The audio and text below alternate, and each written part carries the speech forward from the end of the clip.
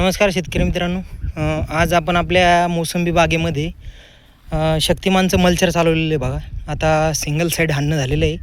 तर तुम्ही बघू शकता जवळपास हे तण अशा प्रकारचं आहे बगीच्यामध्ये, म्हणजे एक 3 फूट वर आलेलं आहे जवळपास. आता असं अजून चालवायचं बाकी आहे आणि असं चालवलेलं आहे. तर तुम्ही बघू शकता जमिनीला कुठलंही खाली म्हणजे न उकरता हे मल्चर वरच्या वरती चालवलेलं आहे. आता हे मल्च केलेलं गवत बघा, मल्चिंग झाल्याच्या नंतर हे पूर्ण असं बारीक भुगा झालेला आहे आणि पूर्ण बाग असा क्लिअर दिसतोय, चक स्वच्छ दिसतोय.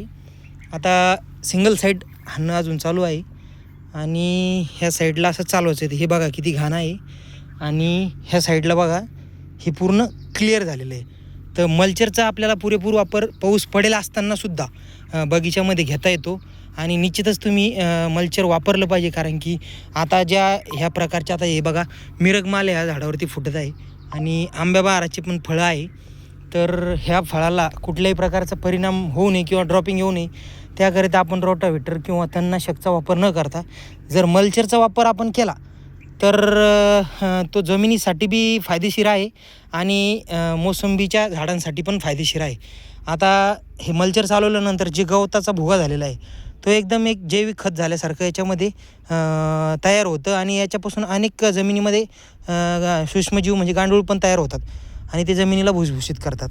आता हे लोक जैविक खतांचा इतकं म्हणजे जैविक खतं जर आपल्याला विकत घेऊन टाकायची म्हणलं तर त्याचा रेट पण खूप जातो आणि शेतीचा खर्चही वाढतो. आता हेच हिरवळीचं खत म्हणजे जे महाराष्ट्र शासन कृषी विभाग आपल्याला सांगतं आहे की शेतामध्ये दहींच्या पेरा आणि त्याचा चुरा करा.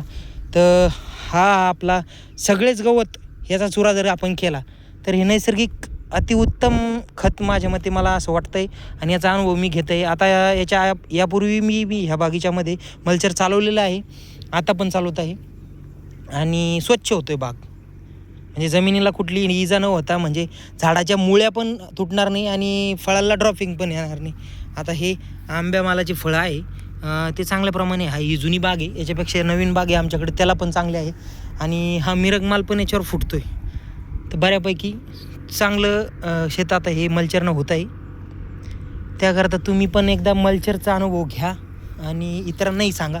कारण की शेतकरी आधीच तोट्यामध्ये आहे, त्यांना कुठे ना कुठं फायदा झाला पाहिजे.